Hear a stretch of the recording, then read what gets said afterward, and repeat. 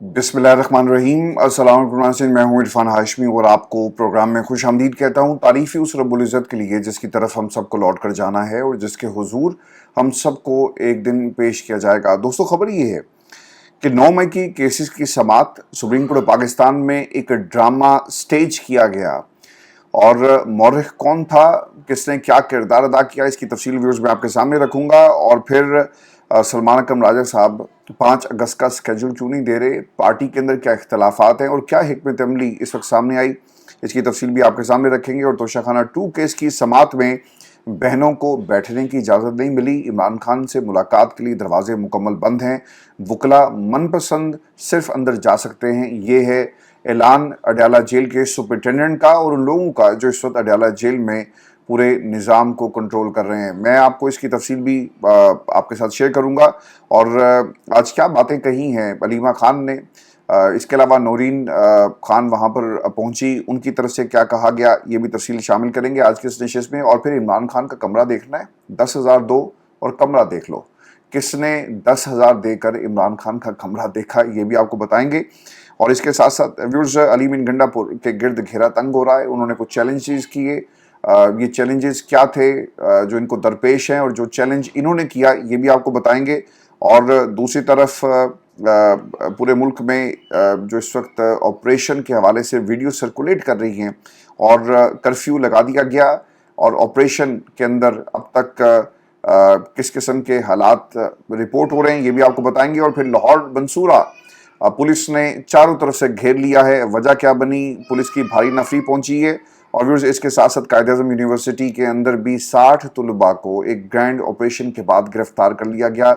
इनका कसूर क्या था, ये भी आपको बताएंगे। और शुगर मिल्स मालकान का खबरदार अगर किसी ने नाम पूछा, क्योंकि इस लिस्ट के अंदर आपको पाकिस्तान की सबसे बड़ी कुर्सी पर बैठे हुए शख्स का नाम भी मिलेगा। ये कौन है, ये भी आपको बताएंगे। लेकिन व्यूअर्स, जो सबसे आज की अहम खबर थी वो इमरान खान से मुलाकात का दिन था, लेकिन ये मुलाकात इमरान खान की नहीं करवाई गई और बहनें इंतज़ार करती रही कि शायद उनकी इस मुलाकात को करवा दिया जाएगा। खबर के मुताबिक तोशाखाना 2 केस की समाअत हुई। वकला ये बताते हैं कि इमरान खान की मुकम्मल लीगल टीम को अंदर जाने की इजाज़त नहीं दी गई।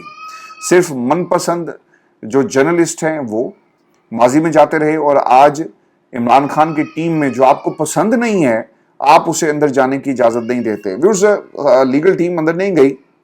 और इसके साथ साथ ये भी आपने याद रखना है कि तमाम वकालतनामे जिनके पास मौजूद थे, जो वकला इमरान खान को रिप्रेजेंट कर रहे हैं, उनको रोका गया है।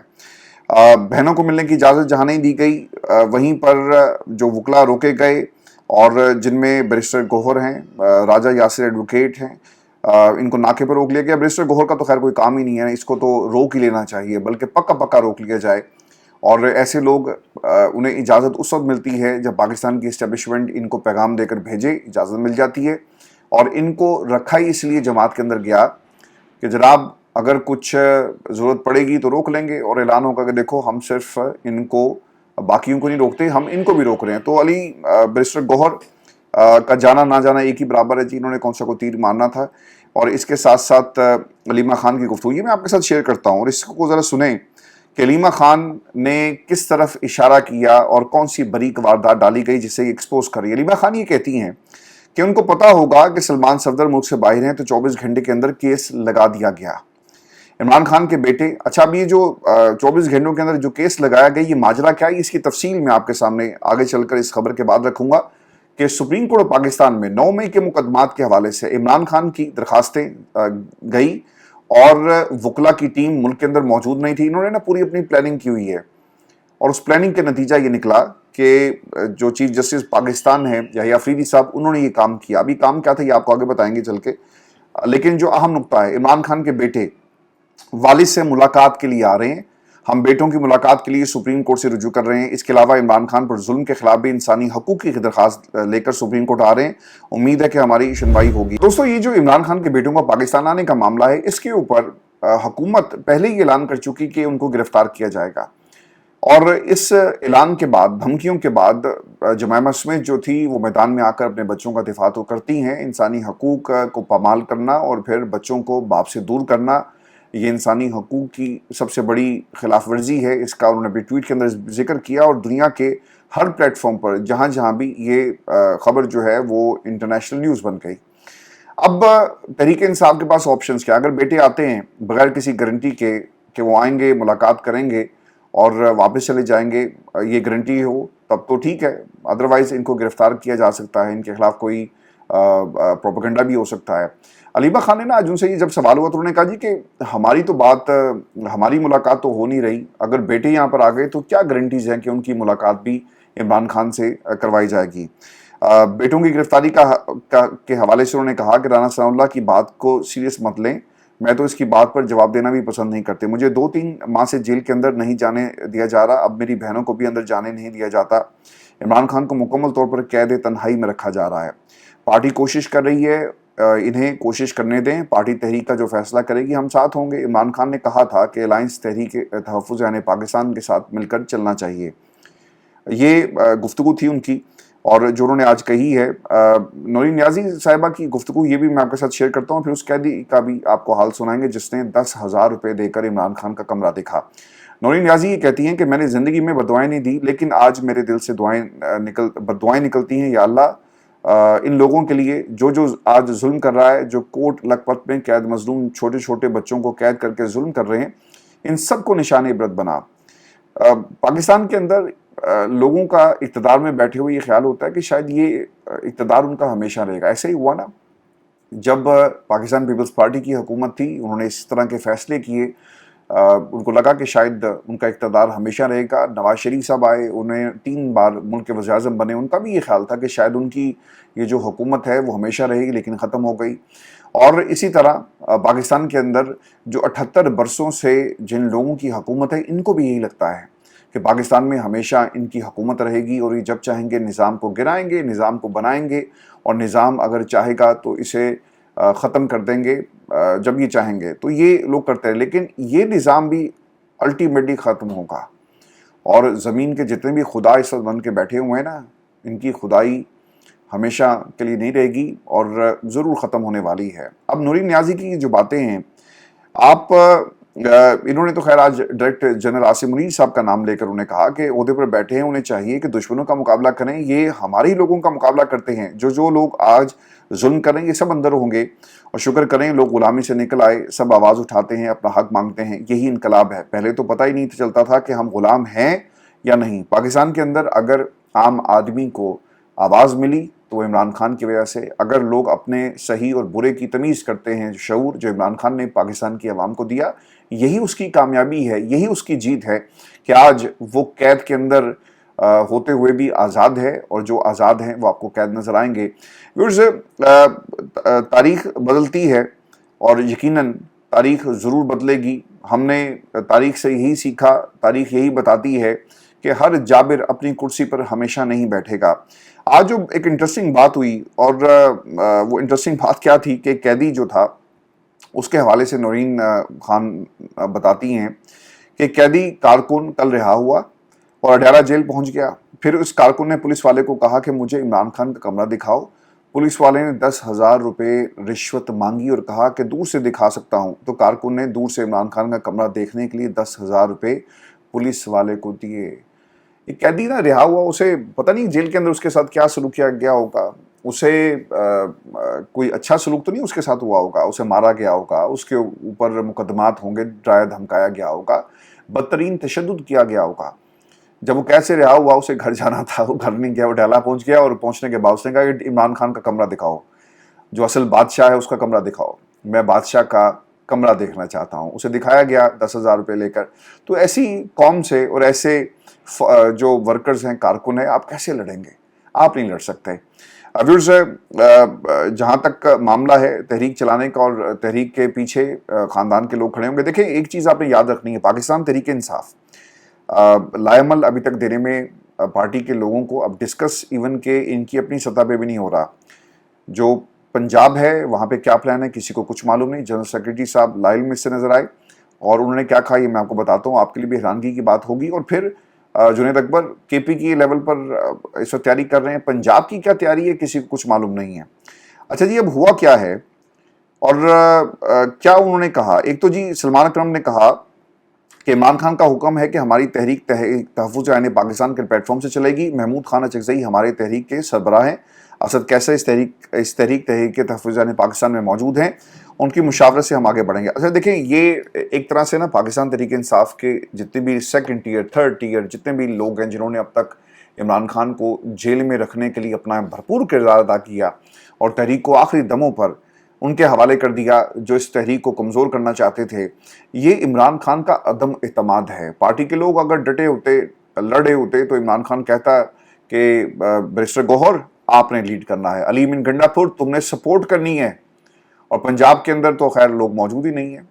حماد اظہر صاحب جو ہیں وہ ایک دم سے باہر آ گئے کیونکہ ان کے اپنے گھر میں ایک ایسا واقعہ ہو گیا، انہیں باہر نکلنا پڑا اور اب وہ یہ کہتے ہیں کہ میں اپنی مرضی سے آیا. آپشنز بھی ان کے حوالے سے بات ہو رہی. تو پنجاب، سندھ، بلوچستان، کے پی کے اب تحریک چل سکتی ہے، لیکن تحریک تحفظ عین پاکستان، اب یہ جو اچکزئی صاحب ہیں ان کا تحریک انصاف سے تو کوئی تعلق نہیں ہے. ہاں، انصاف، آئین اور قانون کی جب بات ہوگی تو یہ لوگ آپ کے ساتھ کھڑے ہوں گے، لیکن ایک ایسا پلیٹ فارم بنا کر ان کے حوالے یہ سب کچھ کیا گیا اسی لیے کہ عمران خان کو معلوم تھا کہ یار یہ تو سینٹ کی ایک نشست کے لیے لڑ رہے ہیں، یہ کرسیوں عہدوں کے لیے لڑ رہے ہیں. جو شکایات میرے تک پہنچتی ہیں ان کا پارٹی سے کوئی تعلق نہیں ہے، میری رہائی سے کوئی تعلق نہیں ہے، یہ صرف اپنی بقا کی جنگ لڑ رہے ہیں. انہوں نے میری کیا جنگ لڑ رہی؟ اسی لیے تحریک تحفظ عین پاکستان کے پلیٹ فارم کو خان صاحب نے جو ہے اسے ایکٹیویٹ کرنے کے لیے یہ باتیں جو ہیں وہ کہیں ہیں. اب سپریم کورٹ پاکستان کے اندر جو ڈرامہ سٹیج کیا گیا، اس کا رائٹر کون ہے اور کس طرح سے کرداروں نے اپنا رول جو ہے وہ نبھایا ہے؟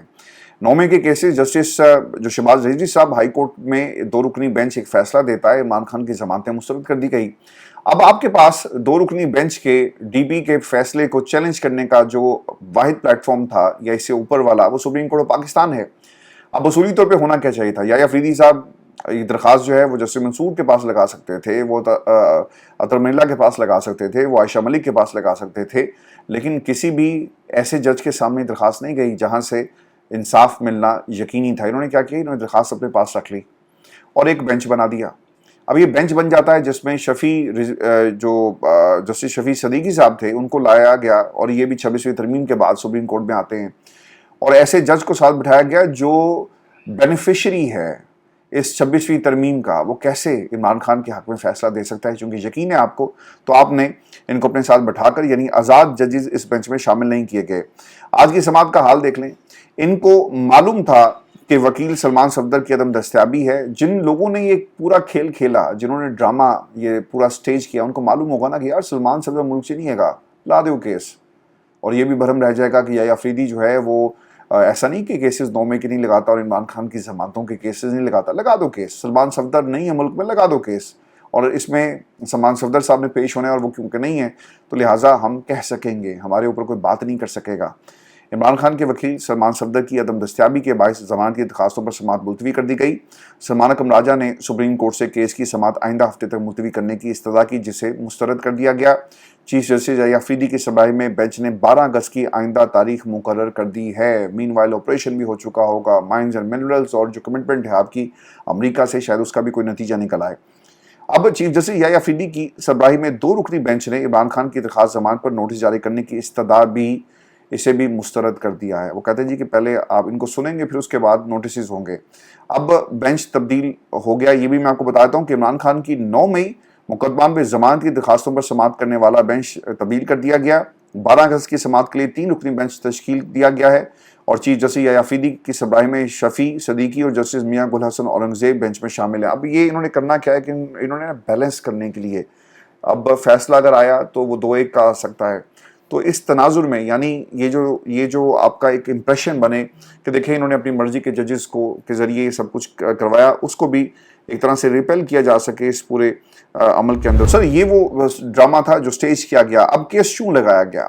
یہ انتہائی اہم سوال ہے. عمران خان کے کیسز 7 ماہ سے نہیں لگے، ایسا ہی ہے نا جی، اس میں کسی کو کوئی شک تو نہیں ہے. ایک دم سے کیس لگا دیا جاتا ہے، اور امپریشن یہ دینے کے لیے کہ یہاں پہ انصاف کا بول بالا ہے، اور صرف یہاں پہ قبریں نہیں بنی ہوئی انصاف کی، یہاں پہ لوگوں کو انصاف بھی ملتا ہے. سلمان اکرم راجہ نے اس حوالے سے بتایا کہ میں نے چیف جسٹس یحییٰ افریدی کو کہا کہ اگلے ہفتے کیس رکھ لیں، لیکن مجھے سنا نہیں گیا.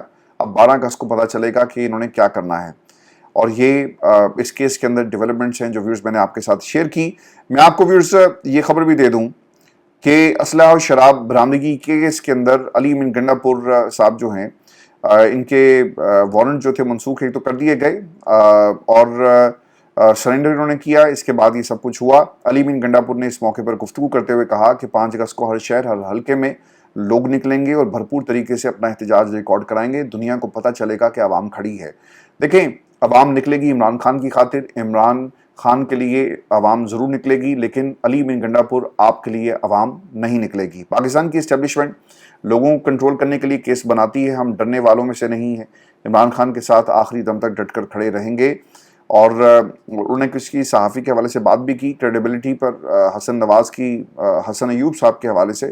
انہوں نے کہا جی کہ وہ صحافی نہیں ہیں, ٹاؤٹ ہیں, ان کی کریڈیبلٹی کوئی نہیں ہے.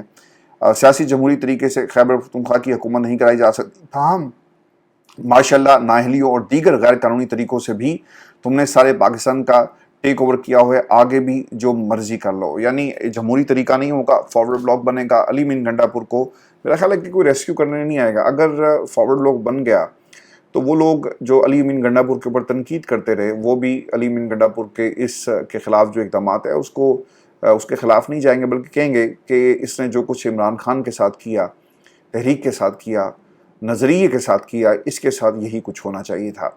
میں بھی آپ کو خبر یہ بھی دے دوں کہ پنجاب میں پارٹی کے اختلافات, یہ خبر کیا تھی, اطاعت یہ ہے جی کہ چیف آرگنائزر عالیہ حمدہ صاحبہ نے سلمان اکرم راجہ کو کہا کہ جی پلان تو دینا, آپ کیا کر رہے ہیں 5 کو, چلیں ہمیں تو بتا دیں کم از کم.